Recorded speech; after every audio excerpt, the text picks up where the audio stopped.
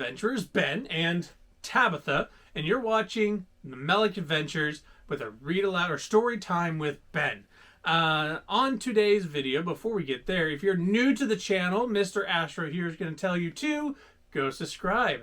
And if you're returning to the channel, then you know Mr. Rocky says hello.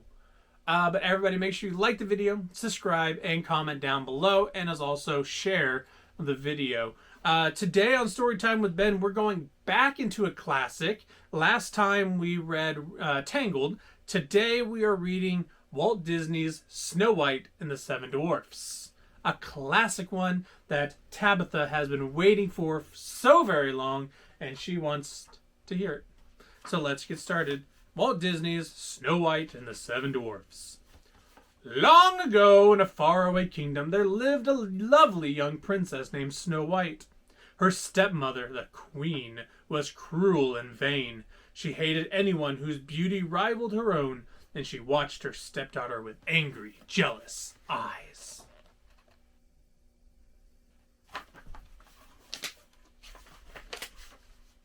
The queen had magic powers and owned a wondrous mirror that spoke. Every day she stood before it and asked, Magic mirror on the wall, who is the fairest one of all?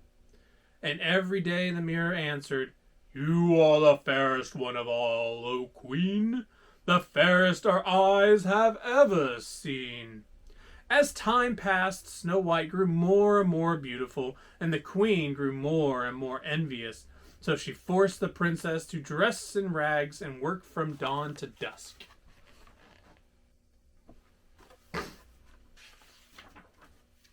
Despite all the hard work, Snow White stayed sweet, gentle, and cheerful.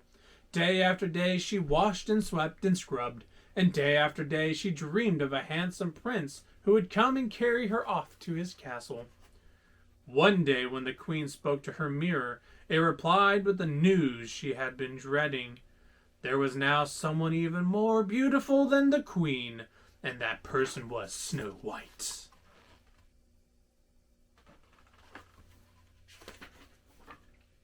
The queen sent for her huntsman. Take Snow White deep into the forest, she said, and there, my faithful huntsman, you will kill her. The man begged the queen to have mercy, but she would not be persuaded. Silence, she warned. You know the penalty if you fail. The next day, Snow White, never suspecting that she was in danger, went off with the huntsman. When they were deep in the woods, the huntsman drew his knife. Then suddenly he fell to his knees. I can't do it, he sobbed. Forgive me. He told her it was the queen who had ordered this wicked deed.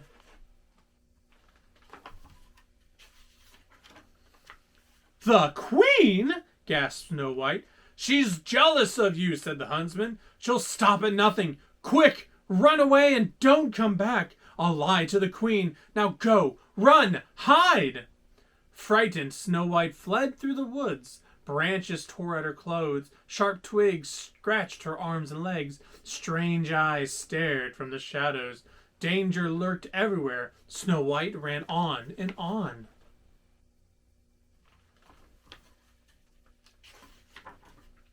At last, Snow White fell wearily to the ground and began to weep. The gentle animals of the forest gathered around and tried to comfort her. Chirping and chattering, they led her to a tiny cottage.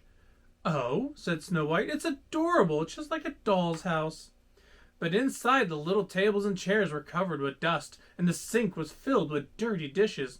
My, said Snow White, perhaps the children who live here are orphans and need someone to take care of them. Maybe they'll let me stay and keep house for them. The animals all helped, and soon the place was neat and tidy. Meanwhile, the seven dwarfs who lived in the cottage were heading home from the mine where they worked. The dwarfs were amazed to find their house so clean. They were even more amazed when they went upstairs and saw Snow White. It's a girl, said Dot. She's beautiful, sighed Bashful.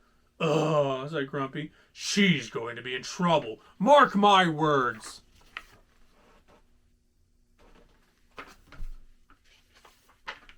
Snow White woke with a start and saw the dwarfs gathered around her. Why, you're not children, he said. You're little men! I read your names on the bed, she continued. Let me guess who you are. You're Doc, and you're Bashful, you're Sleepy, you're Sneezy, and you're Happy and Dopey, and you must be Grumpy. When Snow White told the dwarfs about the queen's plan to kill her, they decided that she should stay with them.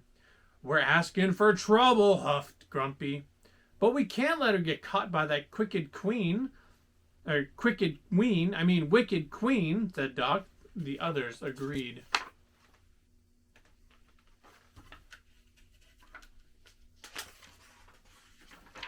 The night after supper, they all sang and danced and made merry music.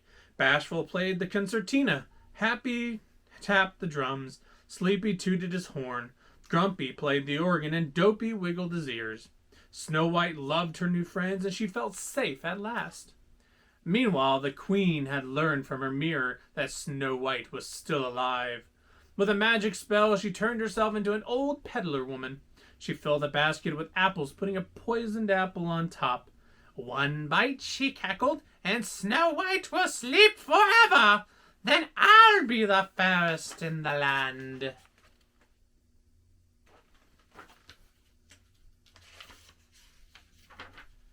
The next morning, before they left for the mine, the dwarfs warned Snow White to be on her guard. Don't let nobody or nothing in the house, said Grumpy. Oh, Grumpy, said Snow White, you do care. I'll be careful, I promise. She kissed him and the others goodbye, and the dwarfs went cheerfully off to work. A few minutes later, the queen came to the kitchen. Making pies, dearie?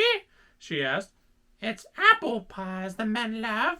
Here, taste one of these. She held the poisoned apple out to Snow White.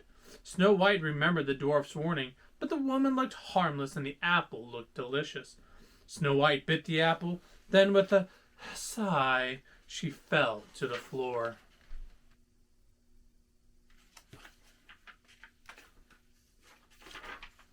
Told by the birds and animals that something was wrong, the dwarfs raced back to the cottage.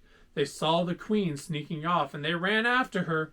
As storm clouds gathered and rain began to fall, the dwarfs chased the queen to the top of a high, rocky mountain. Crack! There was a flash of lightning, and the evil queen fell to her doom below. But it was too late for Snow White. She was so beautiful, even in death, that the dwarfs could not bear to part with her.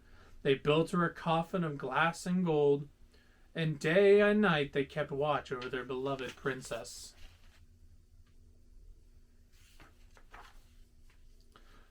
One day, a handsome prince came riding through the forest. As soon as he saw Snow White, he fell in love with her. Kneeling by her coffin, he kissed her. Snow White sat up, blinked, and smiled. The princess's kiss had broken the evil spell. As the dwarfs danced with joy, the prince carried Snow White off to his castle, where they lived happily ever after. The end. So I hope you enjoyed today's story, and hope you come back next time when we do another story. But until then, my friends, make sure you stay safe, stay magical, and as always, keep reading. We'll see you on the next Storytime with Ben.